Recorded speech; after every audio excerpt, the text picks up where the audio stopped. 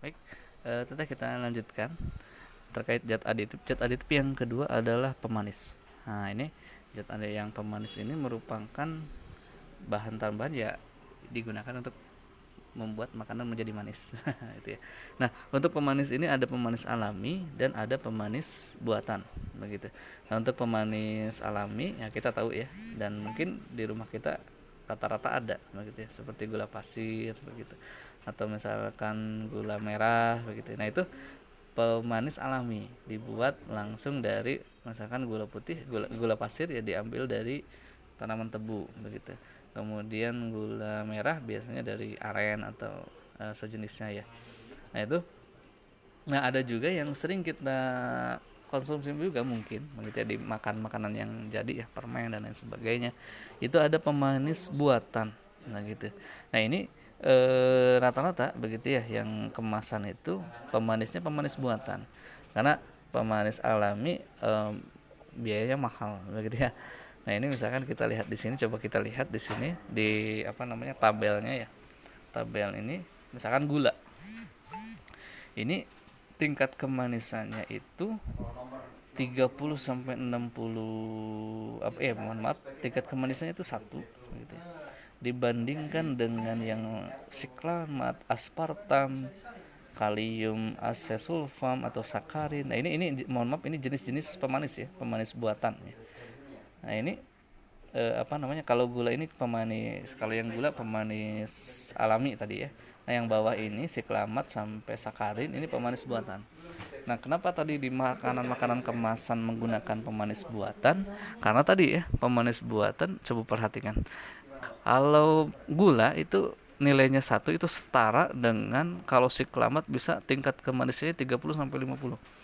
Bahkan sakarin itu bisa nyampe 500 kali lipat gitu ya. Jadi akan sangat efektif, cukup sekian miligram bisa membuat makanan menjadi manis begitu. Nah, makanya pemanis buatan ini yang lebih banyak digunakan dalam makanan-makanan kemasan begitu. Nah, makanya memang yang paling sehat adalah pemanis buatan gitu ya. Pemanis alami yang dibuat di rumah kita masing-masing begitu. Itu teteh semua sebagai pengetahuan kita. Nah, yang ketiga adalah penyedap. Nah, penyedap ini ya dari namanya udah kelihatan ya, untuk memberikan rasa sedap gitu ya. Nah, ini kalau untuk penyedap alami ya itu ada rempah-rempah biasanya ya. Ada merica, cabai, garam, bawang putih, bawang merah, nah, sehingga makanan kita itu lebih enak. Kita misalkan bikin nasi goreng tanpa bumbu dengan nasi goreng dengan bumbu ya, ada bawang putihnya, ada bawang merahnya, tambah cabai, wah itu kan lebih lebih enak gitu ya. Nah, ini jadi lebih sedap.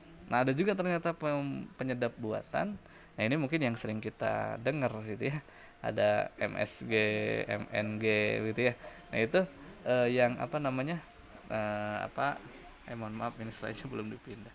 Nah, ini mohon maaf mungkin yang kurang sehat begitu ya, kurang sehat bagi tubuh kita begitu. Nah, itu untuk penyedap. Yang berikutnya yang keempat adalah pengawet. Nah, ini yang tadi sempat disinggung ya. Kadang kita melihat di makanan itu ada expired. Expired itu dari mana sih orang pabrik misalnya bikin makanan bisa ada tulisan expirednya? Nah, ini karena ada pengawet gitu ya, yang mengawetkan makanan tadi.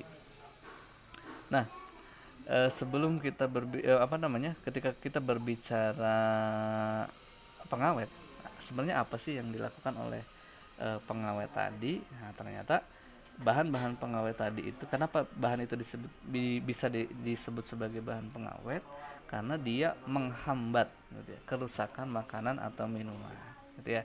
Sekali lagi, kenapa disebut bahan pengawet? Karena dia menghambat kerusakan makanan dan minuman. Nah, gitu ya. Nah, kerusakan makanan minum itu gimana maksudnya? Misalkan gara-gara mikroorganisme gitu ya, jadi busuk atau apa, misalkan roti ya.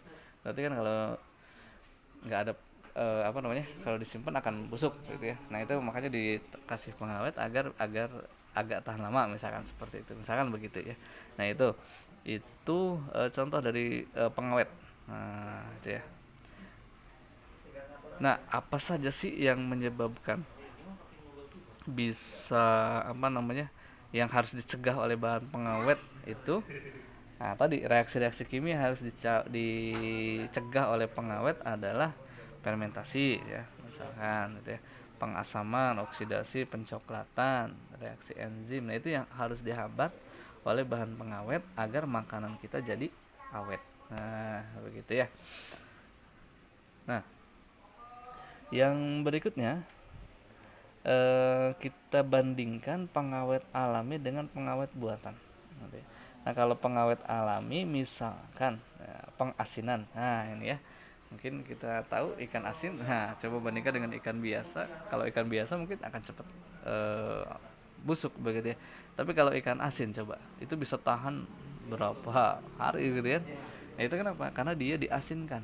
Nah, pertumbuhan mikroorganismenya dihambat oleh asin tadi begitu ya, oleh rasa asin tadi, oleh garam tadi, sehingga mikroorganisme tidak tumbuh dan alhasil begitu ya, makanan jadi awet begitu. Nah, berikutnya ini apa namanya, jenis-jenis pengawet. Ada asam benzoat, asam askorbat, natrium nitrat, asam propinat, ada BHA, ada BHT. Nah, ini jenis-jenis yang bahan pengawet sintetis atau buatan ya. Nah, kalau yang alami bisa contohnya misalnya ikan asin, itu manisan buah. Nah, ini daging panggang begitu ya. Nah, ini dipanaskan dagingnya jadi kering, beef ya, itu misalkan sapi smoke beef misalkan ya, sapi yang dipanggang itu dia akan lebih awet dibandingkan daging sapi biasa begitu ya. Nah, kenapa? Karena dia dikeringkan sehingga mikroorganisme tidak bisa tumbuh begitu. Nah, itu kemudian bahan aditif yang kelima itu ada pemberi aroma begitu. Nah, ini yang membuat aroma jadi menarik begitu ya. Nah, itu. Nah, untuk pemberi aroma ini ada yang alami, ada yang buatan juga gitu ya.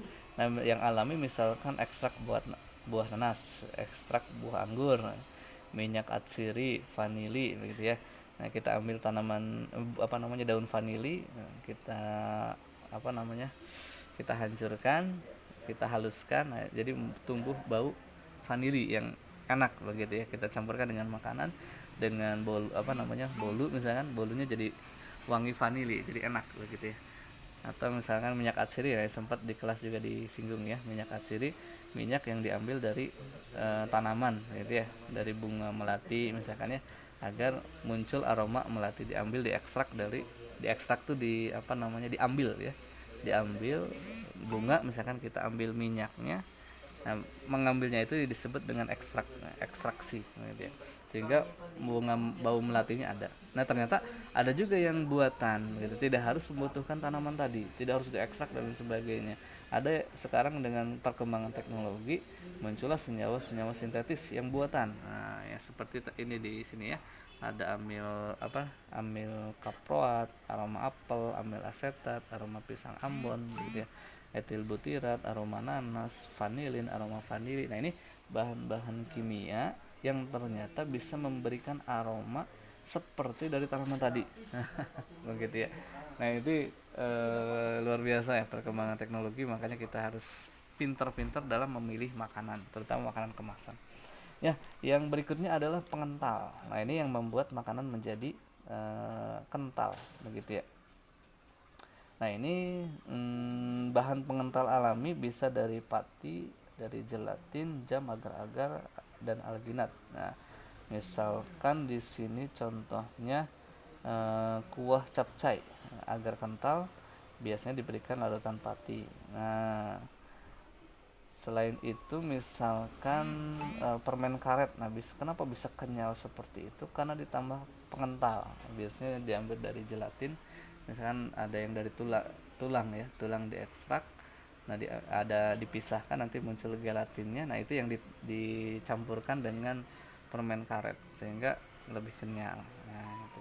Dan yang terakhir adalah pengemulsi. Nah, ini bahannya sering disebut kalau di dunia makanan emulsifier. Nah, ini yang terakhir ya, pengental dan pengemulsi. Nah, ini yang terakhir adalah emulsi atau emulsifier. Nah, ini sangat penting sekali.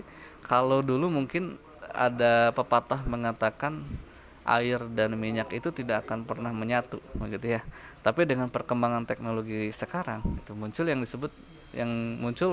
pengemulsi atau sering disebut emulsifier. Nah, ini ternyata bisa menyatukan antara air dan minyak, gitu ya. Ini luar biasa. Mungkin kita sering mengenal mayones. Ya, pasti kenal ya. Mayones, mentega. Dia kalau kita perhatikan ada, kalau kita lihat cara pembuatannya gitu ya. Itu dia mencampurkan antara air dan minyak gitu ya. Nah, kenapa bisa bersatu? Nah, ditambahkan emulsi. Nah, pengemulsi yang paling yang paling sederhana itu kuning telur.